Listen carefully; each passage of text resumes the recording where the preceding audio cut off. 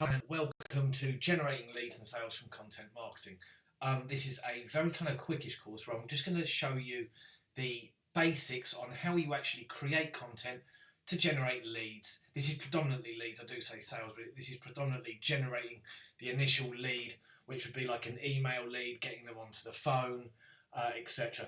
If this is something that interests you, in the description there is a link in there to a 6-day free social media marketing course, which is basically you'll get an email each day with a 15-minute video in there where I go a lot more in depth. I teach you, I do actually teach you how to create sales. I teach you how to create personas. I teach you basically how to build a social media sales machine.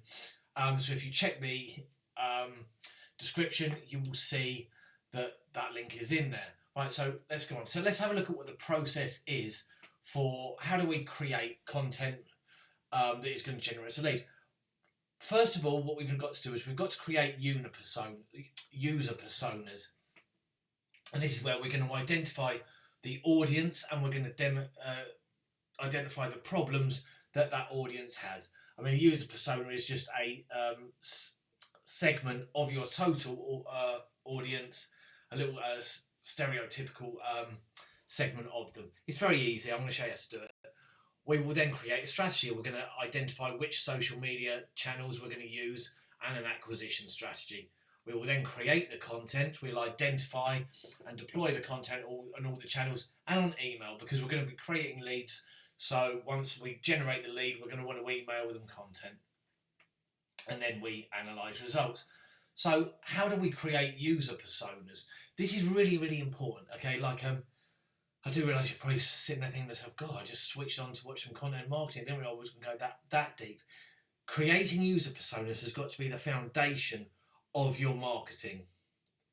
Because basically, if you do not know which problems you solve for which demographics, you're not going to be generating anything, so you'll go out of business. And so what we're going to do here is personas are just basically single person stereotypes of various segments of your clients, and they're built through two, it's one survey, but you have two halves to the survey. You have the quantitative research, and the quantitative is looking at basic quantities, so you'll always get a fixed figure at the end of it. So it's like, how many people do we have from London in England, the ages, what job type that they have, etc. We then have the qualitative research, and this is basically looking at why. So this is going to rely on data obtained. These can be done via interviews, questionnaires, focus groups, whatever. But what we're really looking at is, why does someone buy from us? So here we're going to have quantitative research. So here are just a sample of questions. Where do you live? What age are you? How much do you spend on X per week? How many times do you buy Y per month? What is your job title? How big is the company if you're doing B2B sales? Then we have the qualitative. These are the ones I really want you to ask are, what are your objections to buying this product? Because what you're going to have to do in the content right at the very beginning is you're going to have to handle the objections. Sometimes you have salespeople and they have a list of objections there so that they can go through when they're selling to someone. They can say, oh, you've got this objection, I've got this list, I can tell you, and they that then know how to reply to that. Don't ever do that. You handle the objection at the very beginning in the initial content, or else they will not become a lead. You're then going to ask them, what problem does this solve for you? What challenges do you face in the future? How did you feel after you purchased our product? What other products did you consider buying? These are all questions which you can ask. Then what you will then do is you'll kind of create the personas. So what we look at is we look at the demographic. Who is buying? Where are they? Or if we do B2B, what type of company are they from? We then analyse what problems we solve for the individual. Why are they buying? Why didn't they buy from your competitors? What do they want in the future? So we now know all of that. We know the problems, we know the demographic. We start linking these up. We understand the objections, and we're then going to execute and deploy. So this is basically the format that we're going to go through. So we have the user personas. And what I want to do is I want to show you how one product we can sell to multiple people. Okay, so imagine this is protein powder, right? So we start off with the protein powder. We've got age, sex, location. So this is predominantly being bought by 20 to 50-year-old men, and the problem we're solving, we are helping them bulk up their muscles. The objection is sugar content. They don't want high levels of sugar in there. Their monthly spend is 50. Now, what I want you to then look at is, this is a little known fact, massive amounts of protein powder are bought by the 60 plus market.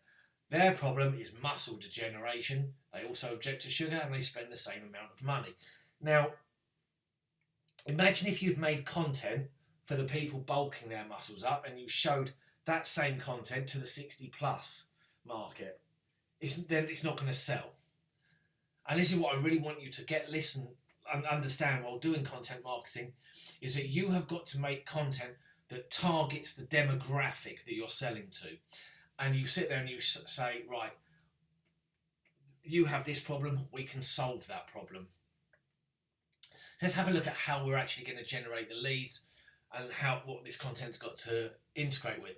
So we could have an email opt-in to a webinar, so we'd have to create the webinar content, or it could be some other symptom, but email is good. We're going to get their email address. It could be tutorial videos. So you could put out 1,000 tutorial videos, like this tutorial video is out on YouTube, and we could be sitting there, we could be trying to get them to book a free call or consultation. Okay, so that would be your organic content. So you'll sit there and you'll produce the content hoping that they will book up a free call or consultation with us. Or we could actually have a Facebook advert where we go direct to a call form on Facebook. We do paid advertising, so we can have a video. We have this on Instagram as well. We have a video in the feed or the story or whatever, and that could go straight over to a call. So we would make the video, then we advertise it on there, and we know what the demographic is because we've sourced a demographic from the personas. We will then have content that we're going to use for email and retargeting.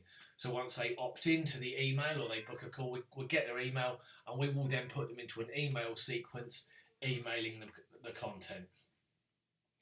Now, I want you to think about this. What is your product or service? So let's have a look at what is the product or service of a spin studio. A spin studio is on the static bike where you're in a studio, everyone's getting very sweaty, spinning, right? Is spin a product or a service? Right, spin is not a product or a service. If spin had no benefits, no one would do it. It is not a product or service. Spin is a method of delivery, and it is a method of service delivery. The service that you are selling is cardiovascular health, you are selling weight loss, you are selling general fitness, and you could be selling something specialist like post-pregnancy fitness. So at your spin studio, you can have a service on there, 3-month get into shape after having a baby. That is the product or that is the service. Spin is the method of delivery. You see what I mean? And you have got to do this with your product or service. You break it down. Your product or service that you sell is, let's say you're a tax accountant. It's, tax accountancy. Because it's a lot easier when you actually, if you sit there and say to a tax accountant, this is your product or service. They sit there and say, yeah, because it's kind of accepted, but then they will have a method that they will do it by. Do you kind of see what I mean? What you have got to look at is on the initial, when you are generating the lead, do not push your method of delivery. Do you kind of see what I mean? If you sit there and say, do you want to do a spin class, and you start advertising that on Facebook, the only people that will sign up to it, okay, are people who are already converted over to spin. What you have to do is you have got to make content that shows the product, the actual product or service, which is cardiovascular health. So what you would say is you would create a video on cardiovascular health.